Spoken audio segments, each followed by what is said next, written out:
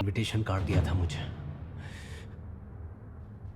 अगर वो गेम अब भी चल रही है तो वो नए प्लेयर्स की तलाश में होगा।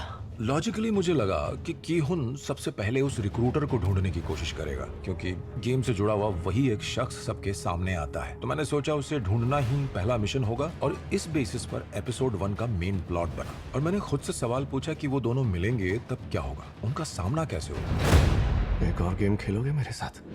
इस कैरेक्टर की लाइफ में बहुत सारे राज छुपे हैं, लेकिन डायरेक्टर और मुझे भी ऐसा लगा कि अगर हमने इसके बारे में ऑडियंस को ज्यादा जानकारी दे दी तो इस कैरेक्टर का जो मजा है वो खत्म हो जाएगा।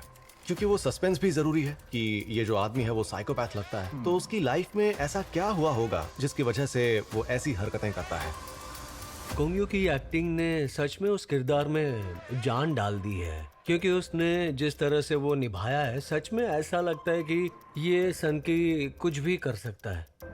अब तुम दोनों एक गेम खेलोगे, बिल्कुल जाना पहचाना गेम है, रॉक पेपर सीजर्स -1।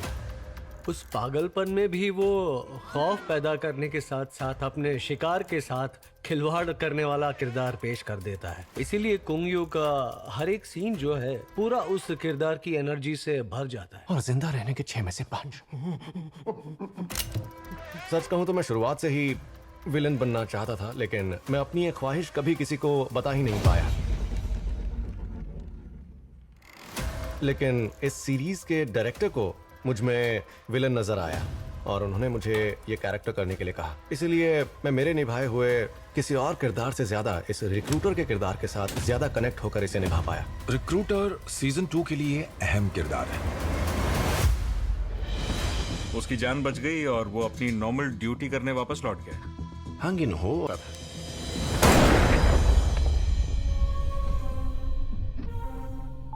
तो चलो गेम शुरू करते हैं।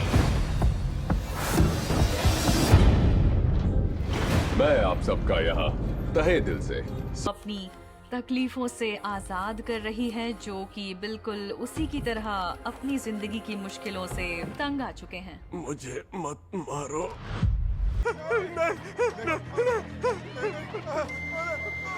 आपका टाइम खत्म हुआ।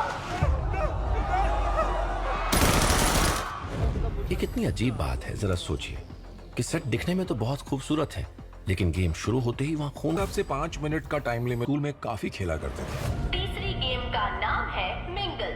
अबे अरे मिंगल, मस्ती करेंगे सारे सिंगल। मुझसे पूछो तो सबसे शानदार गेम था।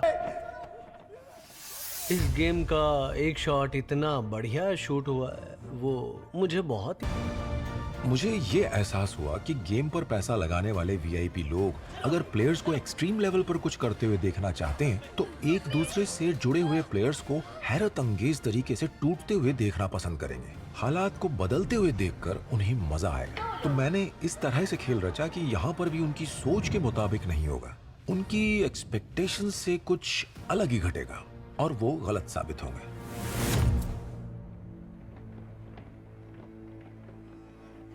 एग्रीमेंट का क्लॉज नंबर 3, अगर प्लेयर्स की मेजॉरिटी चाहे तो ये गेम खत्म हो सकती है। मुझे तो हर गेम के बाद पैसे लेकर गेम छोड़ने के लिए बोल रहे हैं कि जहाँ जाति, धर्म, वर्ण, लिंग भेद, यहाँ तक कि विचारधाराओं को लेकर भी अच्छे अच्छे संबंधों में तनाव इस हद तक बढ़ जाते हैं कि जानी दुश्मन बन जाते हैं।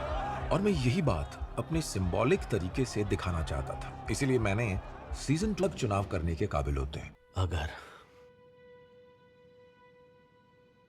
मैं तेरी आंखों के सामने मर जाऊं, उसके बाद तुझे इनाम के पैसे मिलेंगे, तब तुझे कैसा लगेगा?